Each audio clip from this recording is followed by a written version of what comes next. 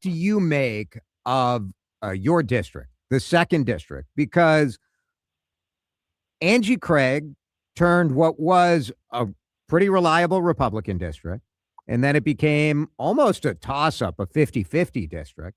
And I always thought, man, Senator Craig or U.S. Representative Craig, she is such a savvy politician to take that district and win a very tight reelection once and then won it by a larger margin and then won it by an even larger margin. I think some national people look at the district and say, this might be a Democratic leaning district. What do you say about that? I agree with your first assessment. It's truly a swing district. We've got some Republicans, we've got some Democrats, but we've got a large percentage of independent voters who just really don't vote party line. They vote for the person that they know and they trust. I've represented part of my Senate district as a swing district, and I'm the only candidate, the Republican, that's gotten over 50% in that part of the district the last 3 elections. So what's it take, you think? Because I think you're right. Your district is actually my favorite district in the state of Minnesota, because I think there's great value in having a pretty evenly divided politically district, because it forces politicians to listen to the people and be where the people are at. Because if you want to get reelected, you can't just go hard to the right or hard to the left. What do you make of that scenario going forward? Is it realistic to be a moderate candidate in Minnesota today? I spent 30 years in banking and I was a senior vice president for, one of the large banks here in town. And, what I can tell you is that it's about being authentic. It's about being able to communicate with people. It's not always about what I want to say, but it's being able to connect with them in a way that they want to hear it. I found that when I was managing people, it didn't matter what I wanted to say if I wasn't saying in a way that connected with the person I was trying to manage. And so it's very much the same way. It's a communications issue. Operation Metro Surge, the surge of ICE agents into Minneapolis, and not just Minneapolis and St. Paul, into the surrounding suburbs, including into your district, has remade a lot of the political races on the DFL side. Republicans, I think, have, I don't know if people have had a strong willingness to say if they supported it or if they were against it, because the base of the Republican Party is very supportive of Donald Trump. And I would argue almost everyone is actually very supportive of quality efforts to enforce our immigration laws. It's just that's not what we saw here, in my view.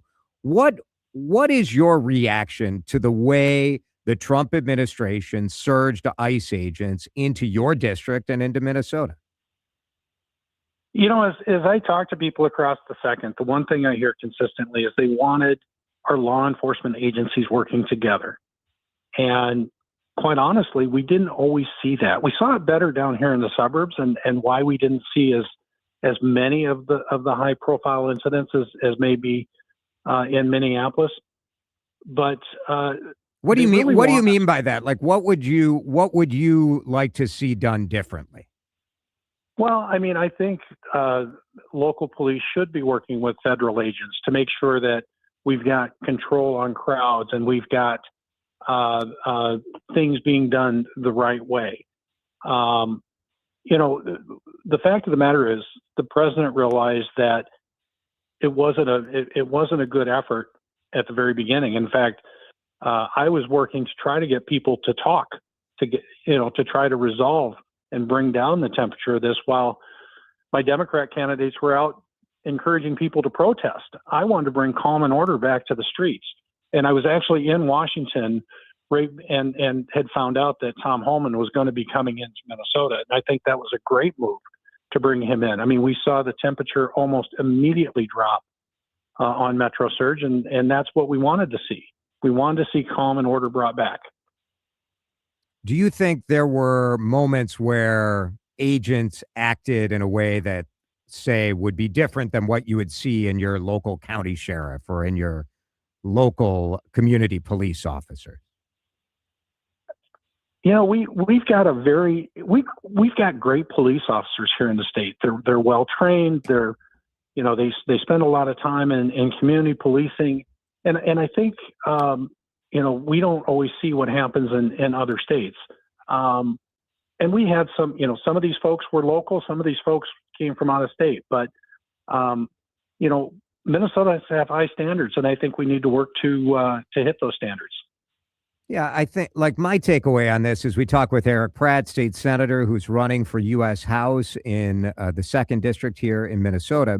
My takeaway is that you would never see a state trooper or a county sheriff or one of our local police officers acting the way that we saw some of these federal agents on our streets. You just would never see it. To me, it was unacceptable and unprofessional. And we do see professional policing all the time. I think most Minnesotans 100% support professional policing. We don't support what we saw not in all cases, but in, a lot of cases, Eric. And that's why I think, most people expected our law enforcement agencies to be working together. I think we could have avoided a lot of problems had there been better cooperation. Is there something at the federal level that you would want to mandate? Because I think I've heard a lot of conversation about we want them to be working together. Now, the feds don't tell the local cops where they're raiding or who they're going for. And so I'm not quite sure what local police officers should have been doing differently. But is there some federal policy you'd want to pursue at the U.S. House that would change things? Well, I think our local police officers could have been doing crowd control, traffic control, that type of stuff, and allowing the ICE agents to do their job. We don't want local police officers enforcing immigration control. We don't want federal agents doing traffic and crowd control either.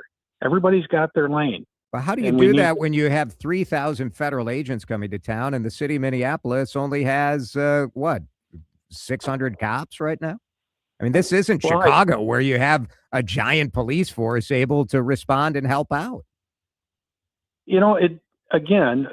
Our Minneapolis Police Department does a great job. And I think they could have helped out, just like our Scott County police communities did a great job helping to keep the peace. And we just need to encourage them to work together. My hope would be that we see Minneapolis hold these violent criminals so that ICE agents could pick them up. But they're not doing that, and that caused a lot of problems. I'm hoping that we can get back to some sort of normalcy. Eric Pratt is with us, running for U.S. House on the Republican side. What do you think the number one issue is for people in your district when it comes time to vote in November? Affordability. That's the one thing I hear about constantly. What's been hard for me is trying to talk about affordability at both the national level and then as my role as a state senator, having to talk about it at a state level. We're one of the highest tax states in the country, but I think there are things that we can do federally to help with affordability. Like what? What would you like to do? Well, I mean, for one, I passed a child care tax credit here in the state. It was a bipartisan effort between me and Representative Katiza Wattoon. And I know there's proposals up in Washington to do something very similar. We've got some tax credits that we here at the state level haven't fully conformed with. I really think fraud could be an affordability issue. Look, I think the state agencies earned the blame, some of the blame that they're getting for how the fraud was executed here. But my question has always been, from my banking background, who in Washington was looking at it? And I think we have to do a better job of finding it before it gets to $9 billion. Donald Trump's approval rating is about as low as any approval rating has ever been for a president. Obviously, gas prices and affordability, if those are the number one issues, do you think Donald Trump has screwed up the economy? No, I don't think. I mean, nobody wants a war that goes on to an extended war, and we certainly don't want our sons and daughters at risk. But I would also say that Minnesotans understand that we can't have an Iran with a nuclear weapon. If Iran gets a nuclear weapon, they become a clear and present danger to the United States and all of its allies. Gas prices are high, and Minnesotans are tough and resilient, and those gas prices will come down once this conflict ends. I hope the conflict ends soon and we start to see that relief. But, I'm not running, the Democrats want to run against Donald Trump. I'm running to serve the people of the second district. Is that possible in the year 2026, where it seems like these federal elections and local elections, to a large degree, are a referendum on what do you think about Trump? What do you think about Trump? Well, I support the president's policies. You didn't at first, right? At first, you didn't support him. Not an uncommon position by moderate Republicans, but the first time you ran, you weren't supportive. Well, I mean, that put me in the same place as J.D. Vance and Doug Burgum and Marco Rubio. But, I have voted for the president. I supported the tax cuts. I supported his pro-growth agenda. Look, I think we need to be focused on getting the U.S. economy humming again. And it's doing great. I mean, by all the numbers, it's doing great. It's just people don't feel it. And we need to get the economy turned around so that they're feeling it like the numbers show.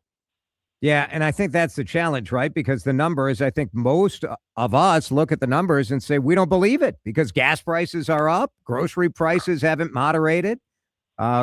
We don't feel like our wages are up, any of those issues. So no, the numbers are good if you're rich, but not good if you're a middle-class person in Lakeville or Prior Lake, right? And real wages are catching up to inflation. I mean, during the Biden administration, when we were up around 7-9%, wages were falling behind. What we've seen in the last year is wages catching up to inflation. They're not fully caught up yet, but we're on the right trajectory. But I think AI is an economic disruptor, and there's a lot of angst around what that means for the economy. I tend to look at it as we've seen these disruptions before, these technological disruptions before, and they always create new opportunities. So I'm actually very positive on where the economy goes. 3 DFLers are all seeking the endorsement in their district: State Senator Matt Klein, former State Senator Matt Little, and State Representative Caleb Berg. I assume you know all 3 of these pretty well from working with them in the Senate and being in your hometown. Do you have? Is there one that you'd love to run against? No, you're right. I do know all 3 of them. I think they're all 3 good candidates, and they're all going to be, it's going to be a good race. It's going to be a tight race, but it's going to be a good race. A lot of the people in the second weren't happy with the trifecta, and I think they're going to remember that when they go to vote for one of the Democrats. And that's why I think it gives me a slight advantage going into November. State Senator Eric Pratt, appreciate the time. Thank you for being here. We'll talk more as we get closer to the election. Thank you.